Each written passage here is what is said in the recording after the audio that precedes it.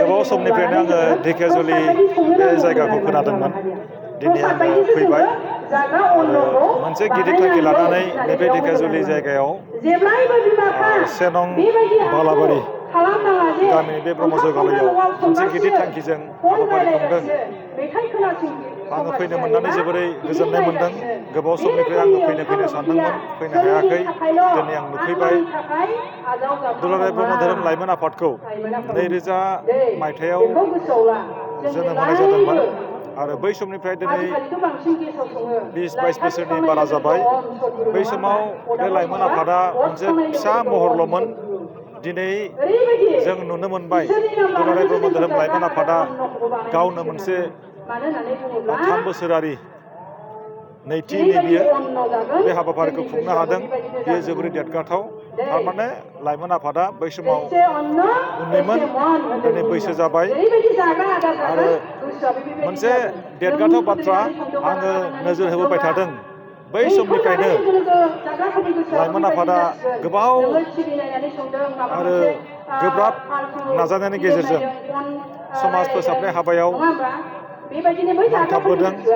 जों नुनो मोनदों जोंनि बे ओनसोलनि लाइमोन सेंग्रा सिख्लाफ्रा गोबाङानो ब्रह्म धोरोमाव दीक्षा लादों।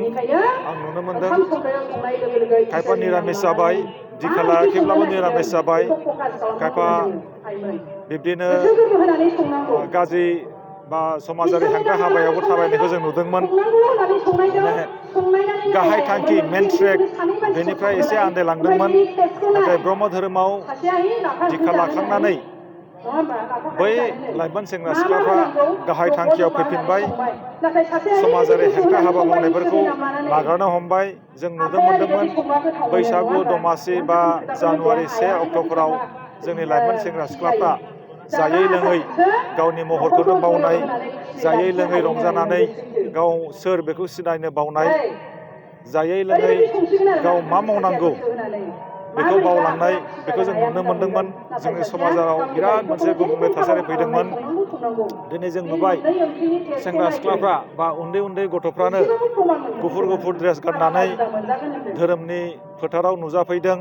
धोरोमनि लामाजों गावखौ सिनायनो नाजादों। धोरोमनि लामाजों समाजाव सासे बैसोगोरा सुबुं जानो नाजादों। धोरोमनि लामाजों बियो थांनानै थानो नाजादों।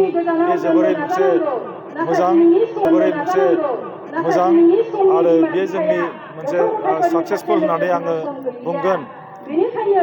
आङो बुंबावगोन जे जोङो धोरोमनि बे फोथारावल' कनफाइन जायालासिनो जोंनि लाइमोन सेंग्रा सिख्लाफ्रा फरायनायखौ गाहाय खालामनानै आवगायलांनांगौ।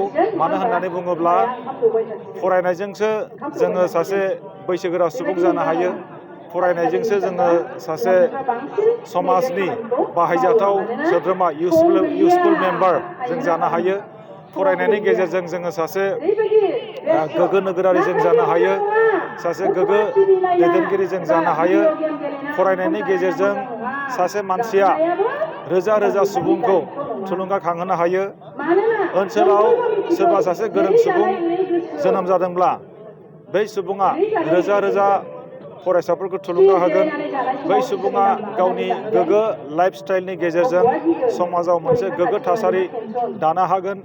दिनै जोंनो बेखौनो नांगौ, सोलोंथाइनि बिथिङावबो जोंनि लाइमोन सेंग्रा सिख्लाफ्रा आवगायलांनांगौ।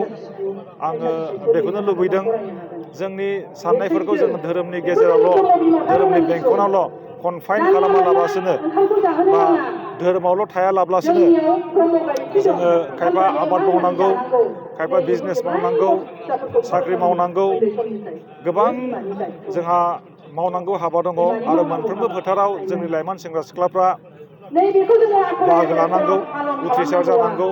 दिनै जोंनि समाजाव जों नुनो मोन्दों, उन्दै उन्दै गथ'फ्रा गावनि फरायनायखौ आद्रा ससेयाव नागारनायखौ जों नुनो मोन्दों। उन्दै उन्दै गथ'फ्रा ड्राग्स जानाय जों नुनो मोन्दों। उन्दै बैसोआव हाबा जानानै गोदाव सोराव जानायखौ जों नुनो मोन्दों। नाथाय लाइमोन सेंग्रा सिख्लाफ्रा बेखौ बुजिनांगोन जे जोंनि बे जिउआ जोबोरै बेसेन गोसा। जोंनि जिउखौ जोङो बायनानै मोना, जोंनि जिउखौ जों नागिरनानै मोना। बेनिखायनो लाइमोन सेंग्रा सिख्लाफ्रा जाहाथे गाव गावनि जिउखौ नस्थ' खालामा, बेखौनो आं खावलायबाय। आरो साफ्रोमबो मेडिया पार्सन नोंथांमोनखौ आं साबायखर बावबाय। गोजोन्थों। गुरुदेब कालिचरन ब्रह्म ट्रास्टनिफ्राय जोङो डिमान्ड होदों बिटिआर सोरखारनि खाथियाव गुरुधामखौ मोनसे इन्टारनेसनेल रिलिजियास टुरिस्ट स्पट खालामनांगौ होननानै। आरो जोंनि मिथिनायाव जे दानि जे बिटिआर सोरखार प्रमद बर'नि दैदेननायाव बिथाङा इनिसियेटिभ लाबाय। जों मिथिनो मोननायाव बिथाङा फाउन्डेसनबो खालामबाय। जोंनि आसामनि मानगोनां गभर्नर प्रफेसर जगदीश मुखी बिथांनि आखाइजों फाउन्डेसनखौ इन'ग्रेसन खालामबाय। दा जोङो मिजिंथिदों उननि समाव बे गुरुधामा मोनसे इन्टारनेसनेल रिलिजियास स्पट जागोन होननानै जोङो मिजिंथिदों। आरो बेनि गेजेरजों रोजा रोजा सुबुङा थुलुंगाखांगोन।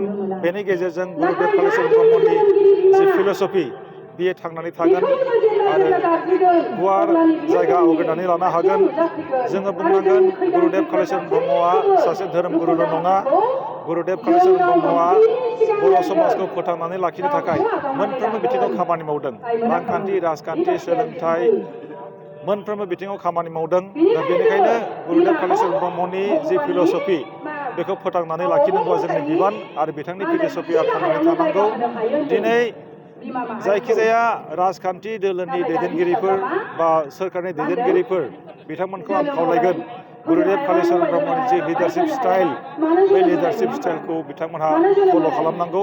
आरो गुरुदेब कालिचरन ब्रह्मआ जेरै जाय स्टाइलखौ लानानै खामानि मावलांदोंमोन, जाय कुवालिटिखौ लानानै, जाय आदर्शखौ लानानै खामानि मावलांदोंमोन, थिग बेबायदिनो दानि दैदेनगिरिफ्राबो खामानि मावनांगौ। बेखौ आं लुबैदों।